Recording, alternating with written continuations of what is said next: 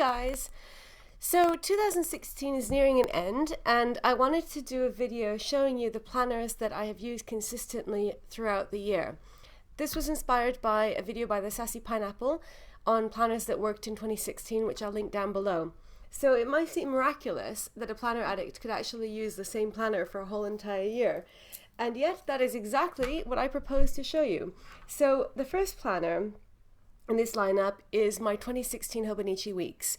I got this in the beginning of October 2015, and I was so keen to start using it, even though it doesn't actually start until November 2015, that I found a way to start using it ahead of time, where you see all of this. I started using this in October, and I was just noting things down like exercise, online orders.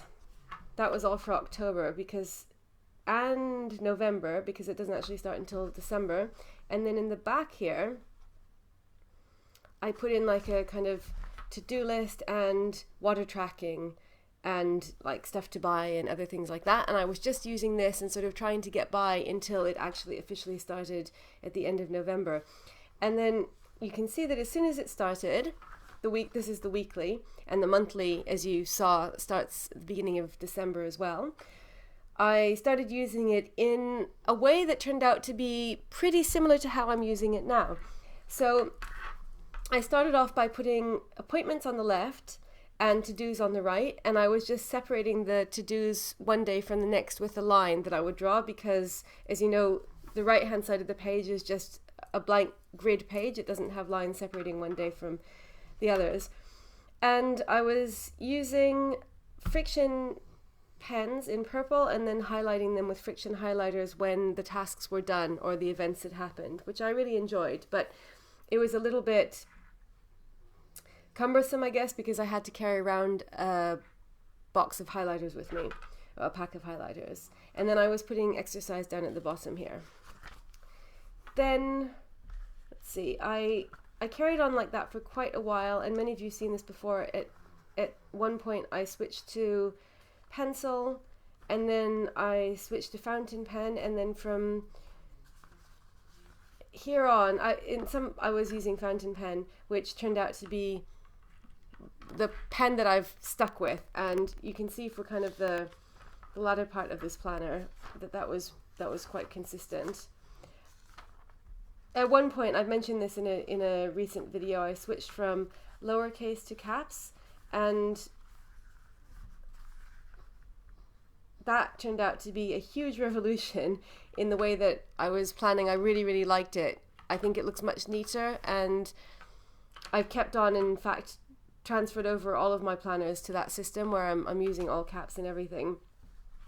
So I did go through a few different sort of variations over the year. At one point I was putting, let's see if I can find, I'm just trying to be careful not to get a page that's got information on it, like phone numbers and stuff. So at one point I was putting a whole bunch of stuff in here, a gratitude log here, and then like tracking expenses, as well as the to-dos and the events here. But that just got to be too much. It was too crowded. I wasn't really enjoying it, and so I switched back to just having the events and appointments here and the to-dos here. And by the end of the year, except for the colors, if you can see, if you compare this to the very beginning, it had got, quite similar. And so that's the setup that I've transferred into my 2017 weeks, which I've already started using, because that starts at the end of November as well. And then in the back here, I divided up these pages into the notes pages into planner video ideas, planner video notes, cinema films and TV that we want to watch, a wish list, and then general notes. And I had at the beginning a list of videos to make. So I was just kind of estimating the number of pages that it would take. And I ended up with quite a few blank pages at the end, which is sort of interesting because, well, actually not only at the end, sort of spread throughout the whole book, which was interesting because I had planned, like, I kind of thought that I would run out of room And so I was sort of being a bit careful about how many notes pages I used. But as you can see, I ended up with a ton of extra stuff at the end. This was the wish list for the year. This is not as impressive as it looks. This is actually because a lot of stuff I just bought. My original plan was to write down everything that was a non-essential purchase on here and think about it and come back to it and, you know, like kind of really sort of be intentional about it. But obviously a lot of times I was just like, click. So that's why that's so short. Not because that's all I bought in the whole year. And then this was just like kind of random notes from all kinds of different things, recipes, which I occasionally found, a lot of planner stuff. Sometimes I did some like kind of budgeting expenses. It's not actually a huge amount of notes there. And then I did also put some other things back here because I was sort of trying to separate the sections and it didn't really go very well. As in I was, you know, like I had the wish list and then I had some blank pages and I had the general notes and then I had some stuff that I wanted to be able to find more easily, like, should I buy this? This was something I saw on Instagram that I wrote down, like, you know, kind of checklist for yourself. Is it well made? Will it enrich your life? Is it unique? Etc. Then I had like some discount codes, my current list of fountain pens, planner lineups, and a bit of 2017 planning.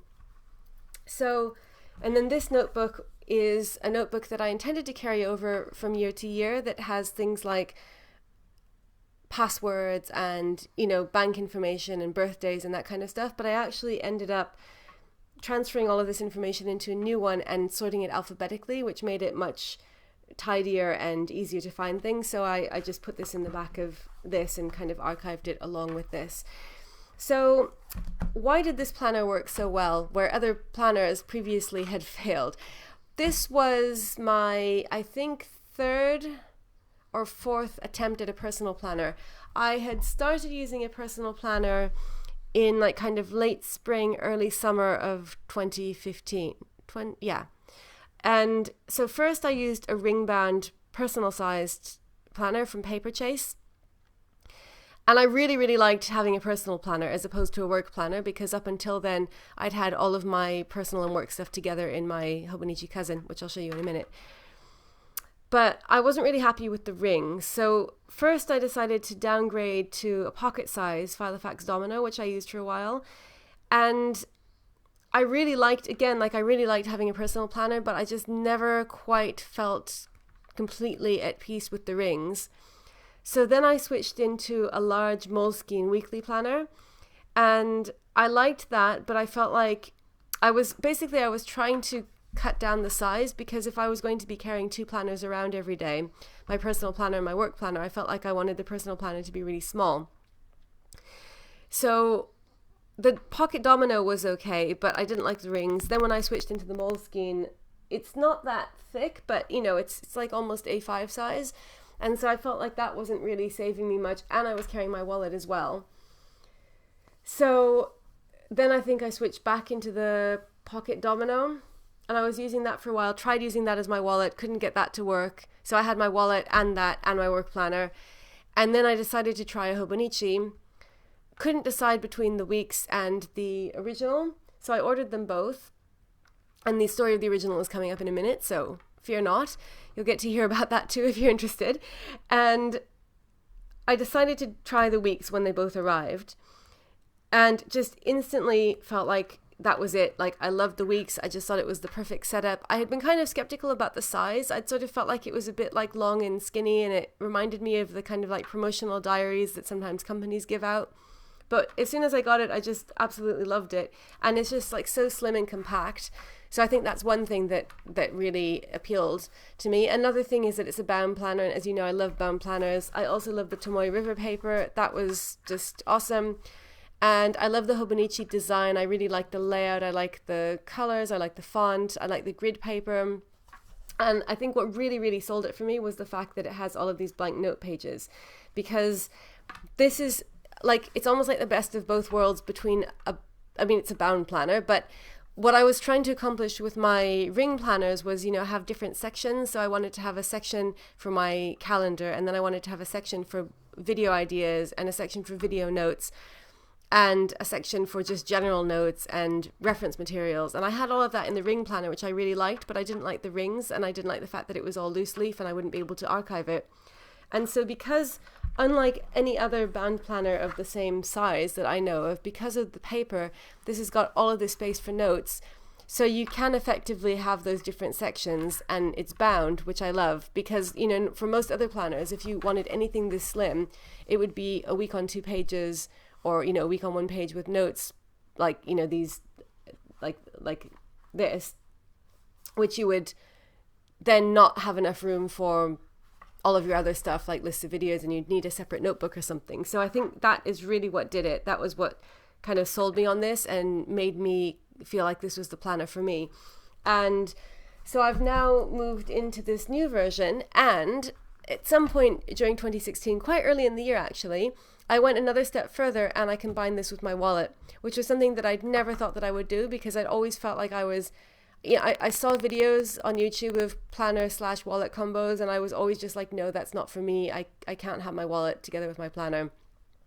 In my head, a wallet was a completely separate thing from a planner, and I just couldn't see them together. It was, I don't know, it felt like keeping a book together with shoes or something. Like, I don't know. They just felt like totally different things.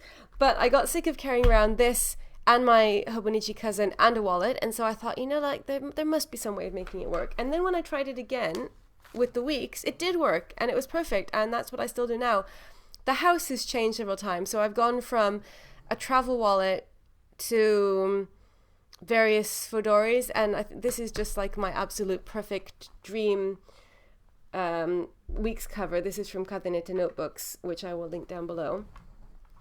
So I've got all of my cards in here, and then I have this extra wallet insert, which probably a lot of you have seen, and then this is where I keep my information that will kind of migrate from year to year, and then I've got more cards, and then I have cash and coins in here, and here is the weeks. And as you can see, the weeks is set up in, well, it's set up in the same way as the end of 2016 was set up, but you can see that it's also not that different to how I was using it at the beginning of 2016 or the end of 2015, except for the colors, but the layout is the same. It's just a layout that I think works really, really well, and there's enough room, and it's magnificent. So that is the story of the Hobonichi Weeks and why I love it so much, and it's just my dream personal planner. Now, on to the next one. No less magnificent, the Hobonichi Cousin. So this one is a spring cousin, which means that it only started in April. So technically I haven't been using this for a full year yet, but I can qualify that by saying that I had a spring cousin in 2015 and I used that for the whole year. So this is completely full. So this is actually almost 2 full years that I've been using a Hobonichi Cousin. First as my all-round planner, and then as my work planner. And again, just like with the weeks, I absolutely love it. I'm totally committed to it. There's no question of switching out. I actually don't like switching my kind of main planners during the year, which might be surprising to some considering the amount of times I switch my planners. But I kind of will try different things until I get the right one, and then I think when it's settled, then it's like I don't like switching. So with this, this is kind of the only work planner for me. I can't imagine using any other kind of work planner. So you've seen this before, I won't go into detail, but this is my weekly setup. It's been the same for quite a while now. I just use pen, no decoration. That's the same with this, in fact. This was something that I kind of learned over the journey of the year, and I decided already at the beginning that I didn't want to use stickers. I had a brief experimentation with stickers and also with coloring in empty spaces, but by the end of the year I decided I just wanted it to be plain ink, one color, no decorations, no stickers, and that's how I'm using it. I'm really happy with the way that looks, and it's the same setup that I have in here, and I really like that because I feel like it's not distracting. I can just get to the point, I can see everything, and it looks neat and tidy.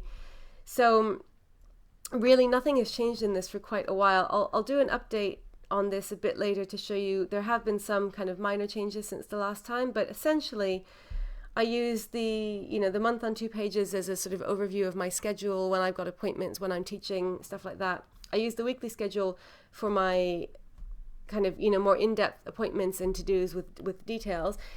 And then I use the notes pages, I use the daily pages for notes which are not necessarily linked to that specific day. But if I have a day that gets particularly busy when I'm in university, then I use them for daily planning. So like, for example, like this, if I get a day where the to-dos are kind of like encroaching on the timeline, then I'll transfer it over to the daily pages and use that for to-dos. So this is, I got another 3 months left. So we're in mid-December now, and then it goes January, February, March, and then I will order my new one, which will be the 2017 Spring Cousin, and I'm excited about that. But this has been a faithful and loyal companion throughout the year, and I absolutely love it and wouldn't dream of switching out of it. So this is another planner that has like totally worked now for the 2nd year in a row. Then we move on to another planner which is not quite as impressive in the longevity category, but I still think merits inclusion in this video. This is the Hobonichi original, the Avec. Now, what happened with the Avec, a lot of you will know, is that when I ordered my 2016 weeks, as I mentioned a little while ago, I also ordered the original because I wasn't sure which one I was going to want to use as my personal planner. So because I decided to use the weeks, I had to find a use for the original, and I decided to use it as a gratitude/vision book. So the Avec is split into 2 books, and the reason that I got the Avec last year was because I was afraid that if I used stickers and washi, that I would end up making it really fat, and the full year version would just be too bulky, and it would annoy me, because that's what happened in 2015, which was a planner that didn't work, by the way. It's taken me quite a while to get to the point where the Hobonichi original actually works for me, so this has been something of a landmark watershed moment. So you can see I have a video on planners that didn't work in 2015 from last year, if you want to see the sad fate of my 2015 Hobonichi original. Anyway, so I had the Avec, which was split into 2 books, and so I used the first half as a gratitude journal, and I used it from the beginning of the book to the end. So in a way, that kind of also counts as a planner that worked, in that I filled the entire book. I didn't, there were no blank patches. I didn't use it for one thing and then switch to using it for something else.